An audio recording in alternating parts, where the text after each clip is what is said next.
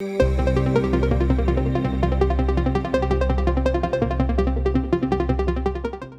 the Garmin Edge 820 is the love child of the larger Edge 1000 and the 520, which is exactly the size. It has pretty much every feature you can think of, plus about 30 or 40 more you've never thought of. I found it in testing to be in some ways the best of both worlds, and also a little bit unnecessary. So let's start with the good. First and foremost, the array of connectivity options is fantastic. It works on ANT+, so it connects to your heart rate monitors, your power meters, speed cadence sensors, etc. It works on Bluetooth, so it talks to your phone, which allows for two-way communication for both uploading rides afterwards, which is nice. You can be on a road, stay in a hotel, you finish your ride, and before you've even gotten your bike inside, your ride is on Garmin Connect if you care about that, or Strava or Training Peaks, which more of us are interested in. Setup is a breeze, thanks to the touchscreen.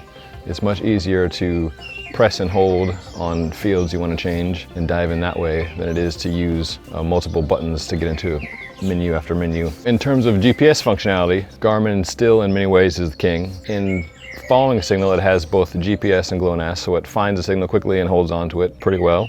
In following a course, Garmin is the best that I've tried in terms of the visual clarity.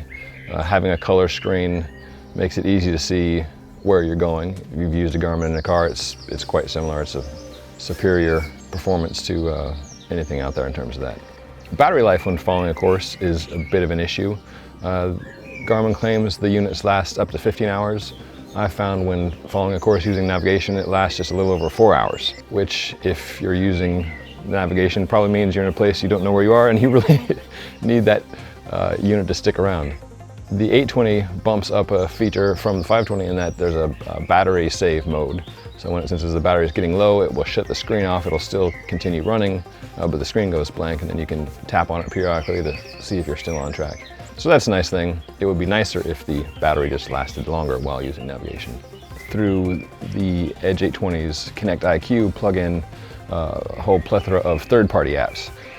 I've had mixed results with these. I used a BSX Insight app that basically kertwanged the whole thing. It threw off my heart rate, cadence, and power readings. So I had to scrap that in order to get the 820 to resume functioning as normal. But there are some cool things where they're just simple visual changes. So you can have, instead of just looking at numeric feedback on speed or heart rate, you can have something that looks like the tachometer in your car as your speed and heart rev. When used with a power meter and a heart rate monitor, the Edge 820 can walk you through things like an FTP test, testing your functional threshold power, which can be used for more specific training. It can tell you your recovery time. These features are created by a company called FirstBeat to give you some decent calculations that may or may not be useful to you. They're what I call educated guesstimates. They're not laboratory measurements, but they're pretty good ballpark figures. The recovery advisor I didn't follow to the T. You know, sometimes it says recovery time 2 hours, recovery time 6 hours, but that seemed in line with sort of my feelings. After an easy ride, it would make sense. You're not going to need a day to recover, multiple days to recover. After doing a hard race, it would often tell me 36 hours or 48 hours. So that makes sense and is in line with, you know, the common coaching wisdom.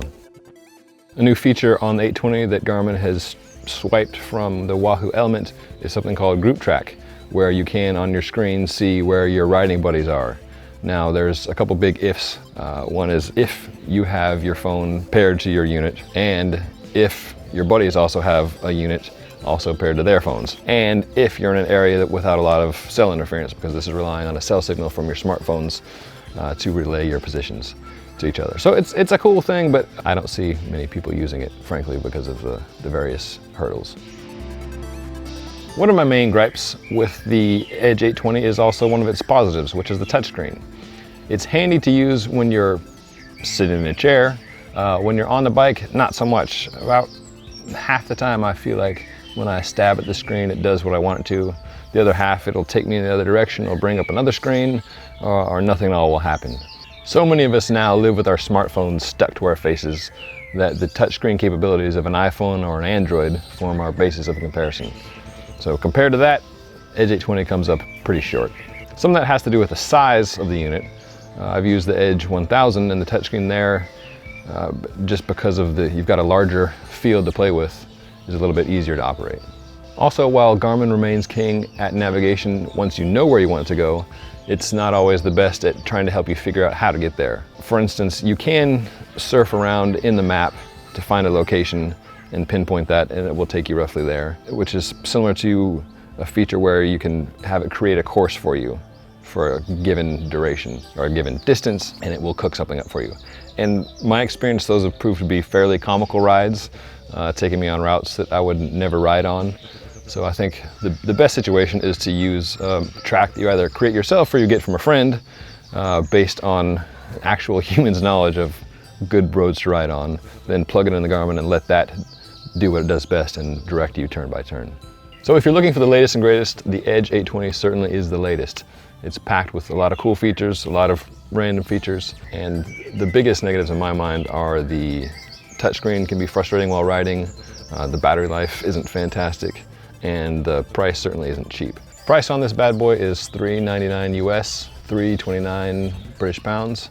I would recommend most riders either consider the 520, which has most of the performance features that the 820 has, but with buttons which are easier to use, or look at the Edge 1000, which is better for navigation because of the larger screens, easier to see, and it's just easier to manipulate with your fingers while you're riding.